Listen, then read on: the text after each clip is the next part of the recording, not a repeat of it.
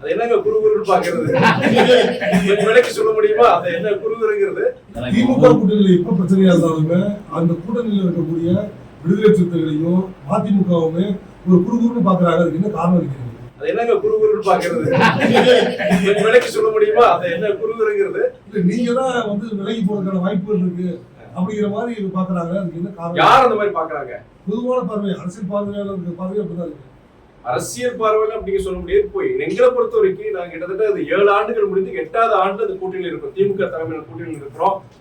பல இதுல நீங்க வைக்கிற சிலருக்கு இதை பொறுத்த வரைக்கும்னா, நீங்க ஒரு கூட்டணியில் சேரும் பொழுது ஒரு ஒரு பொதுவான நோக்கம், ஒரு ஜெனரல், ஒரு காமன் அப்ஜெக்டிவ் இருக்கும்.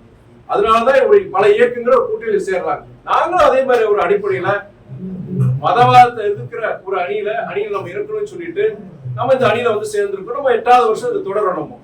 அதே நேரத்துல அந்த கூட்டணியில் இருக்கிற அனைத்து இயக்கங்களும் ஒரே நிலைப்பாடு, எல்லாத்தையும் ஒரே நிலைப்பாடு இருக்கணும்னு அவசியம் கிடையாது. இதுல சில மாறுபட்ட கருத்துக்கள், சில விஷயங்களை பொறுத்து மாறுபட்ட கருத்துக்கள் இருக்கலாம். இல்ல கூட்டணி தலைமை எடுக்கிற முடிவுகள் எல்லாத்துக்குமே எங்களுக்கு ஒரு எல்லாருக்கும் ஒரு திருப்தி இருக்குமா? கிடையாது. சில தருணங்கள்ல எங்க இயக்கம் மாத்திரம் கிடையாது, பிற இயக்கங்களும் சில நேரங்களை பொறுத்த வரைக்கும் அவங்க கேட்டதோ எதிர்பார்த்ததோ நடக்காம இருக்கலாம். ஆனா அதை வச்சுக்கிட்டு ஒரு விஷயத்தை வச்சுக்கிட்டு கூட்டணியில பிளவு இல்ல இவங்க வெளியே போறாங்கன்னு சொல்ல முடியாது.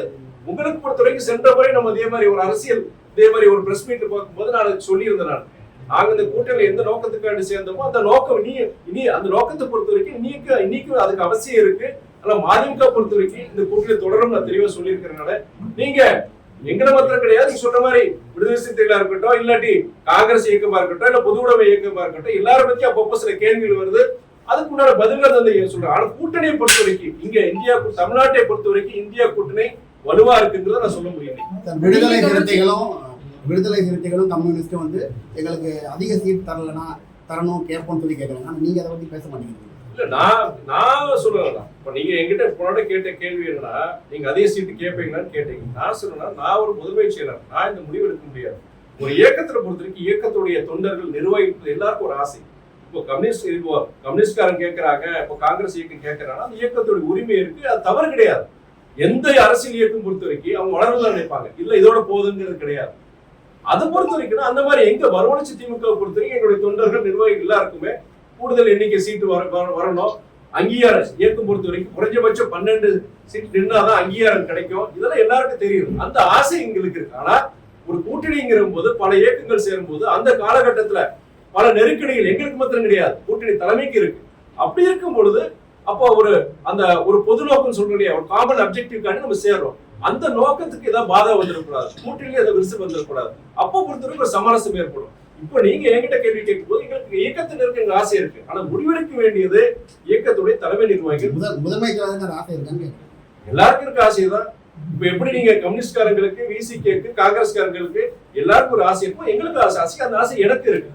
ஆனா நானா ஒரு முதன்மை செயலரா நான் இந்த இத்தனை சீட் எங்க வேணும் எதிர்பார்க்குங்கிறது அது ஒரு முதிர்ச்சியான ஒரு இது பதில் இருக்க முடியாது.